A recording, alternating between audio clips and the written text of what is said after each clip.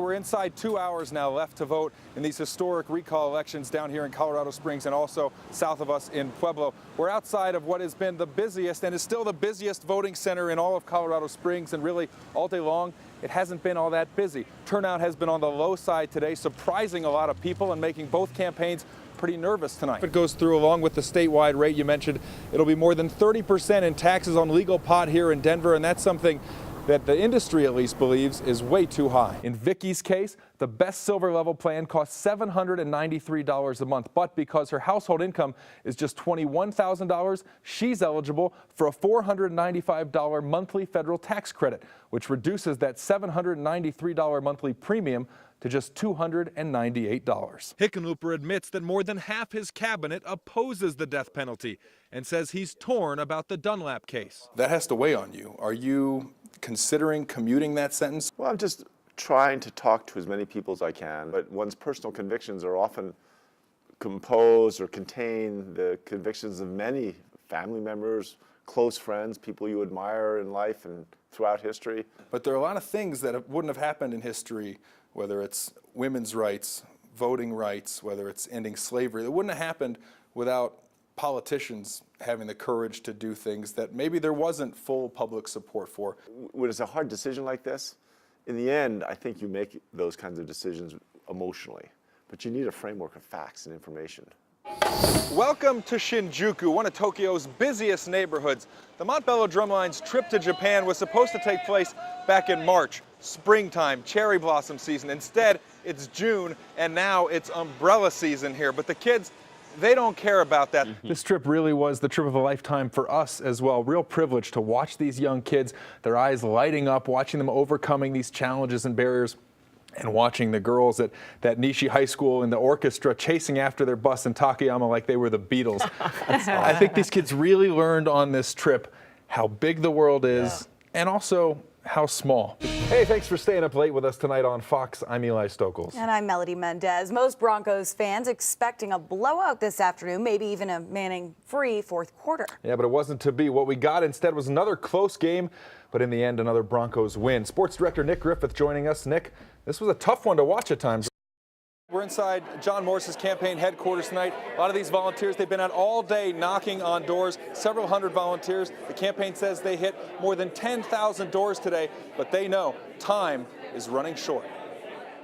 He didn't do anything wrong. He doesn't deserve to be recalled. This small local election is national news. This is the first recall in Colorado. But it's also incredibly personal for Sandy and Lonnie Phillips. Just vote. Just vote. Their daughter was one of the 12 people killed inside the Aurora Theater last July. She was the first one that was known to be killed.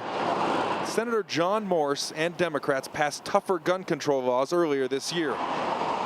Now he and Senator Angela Giron down in Pueblo face recall elections over those votes. Just because you lost a vote, that's no reason to recall any politician. If this works here, you're going to be seeing it all over the country. We are campaigning for Senator Morris. The Phillips are urging everyone to vote no. They're but two of several hundred volunteers and paid professionals making calls. We're asking you to vote no. Knocking on doors ahead of election night tomorrow. We've done the work to win. Now it's a matter of getting the votes to actually get cast. For recall supporters, the game is the same. Based on what we're hearing from folks who are doing phone calls and walking neighborhoods, that they're feeling very encouraged. Convincing voters to say yes to this recall. If he had just listened to us, maybe he wouldn't be going through this right now. The recalls were meant to send a message, to warn lawmakers everywhere to think twice before tackling gun control. They want to think it's only a local Colorado issue. It's not.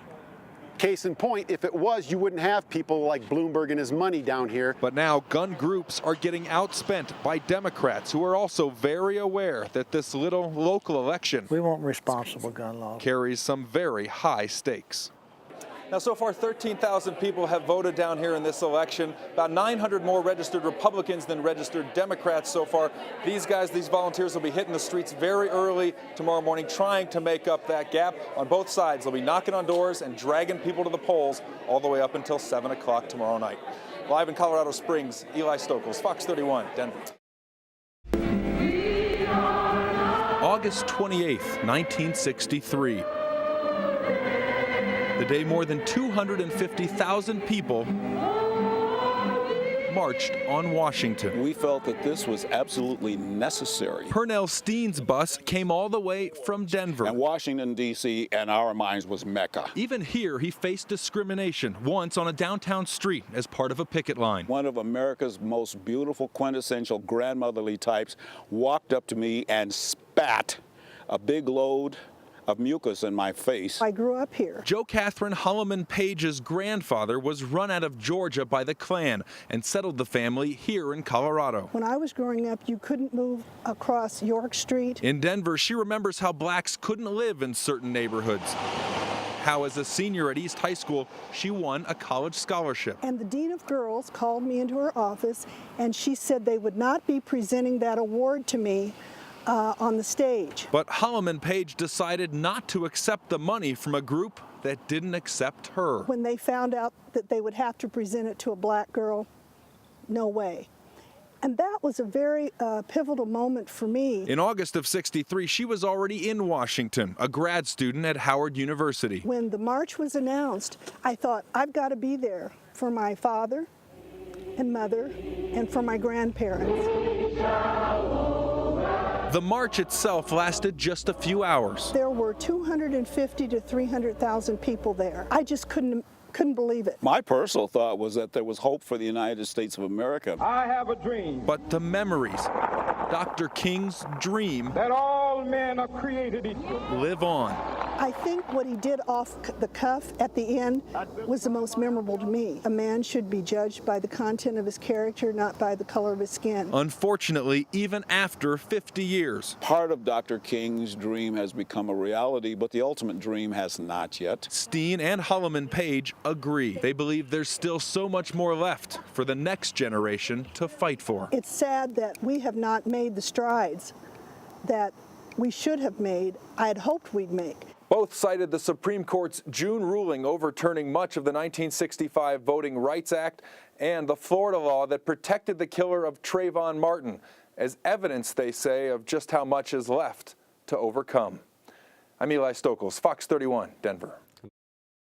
It's just such a unique, beautiful, agriculturally oriented place. They know every mountain. The larger one here is called Lambourne. They know every name. Can't really walk down Grand Avenue in Paonia without running into a few people you know. They know why they picked Paonia for their home. Oh, totally into it. Love it. It's wonderful. My Cinderella dream was to live on a ranch. Landon Dean. She loves this place. All I wanted to do was raise cows. Almost as much as her 80 head of cattle. This valley has just blossomed into this just awesome, amazing organic food production area. But a few years ago, a new threat rose over the horizon of the North Fork Valley. To bring an industry in that could destroy an existing industry that's budding just really doesn't make any sense. She's talking about the oil and gas industry. An industry that's popping up all over Colorado. And this valley, home to the highest concentration of organic farms in Colorado, was next. We've invested heavily in being here. Brent Hellickson is a winemaker, not an activist. Oh, heavens no. No, that wasn't part of the plan. But he and Landon have found themselves fighting against something much bigger than their community. You're dealing with the government, and the government's like a very large cruise ship. You know, you can't get it turned very easily.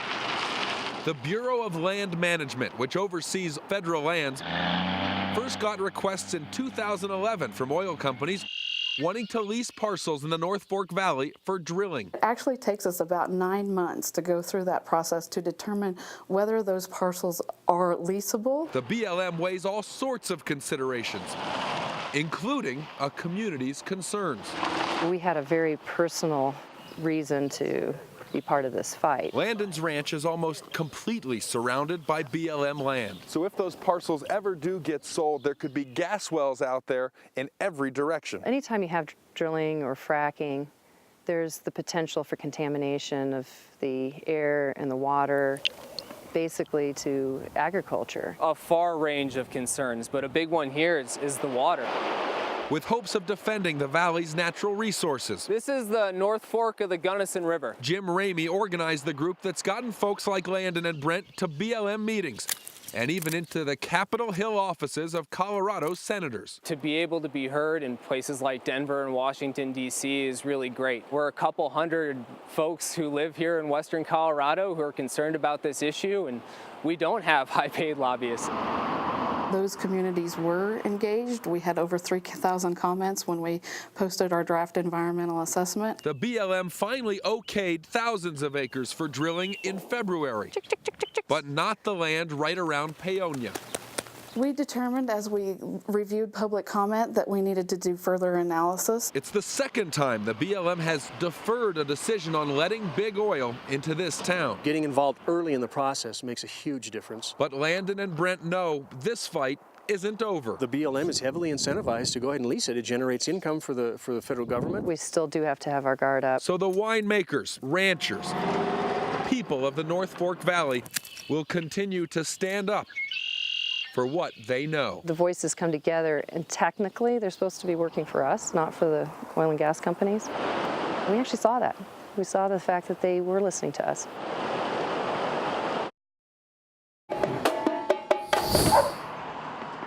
A few weeks after getting home, Jamal Anderson still thinks about the trip. I think about it every day. Still a vivid memory. I just miss it. The peace he felt in Japan, it's harder to find here in Montbello. I like looking up at the sky, and when I was in Japan, I could do that. You wouldn't hear gunshots at night. You wouldn't hear people yelling at each other. Well, this may be a rougher reality for Jamal. A high school grad now looking for a job, considering college or the Marines. He knows from what he's done in the last 2 years where he's managed to go, that his future is full of possibility. Usually, every time that I do think about everything that's happened in Japan, I feel just at peace. I feel happy. I feel like nothing can bring me down. For Jamal and for all the members of the Drumline, the destination was Japan. But as Henry Miller once wrote, one's destination is not necessarily a place, it's a new way of seeing the world. It's clear now that the Montbello Drumline sees the world completely differently. They know that any destination they may set their sights on just might be within reach. Thanks for joining us tonight. I'm Eli Stokols. Stay tuned now. Nightside's up next.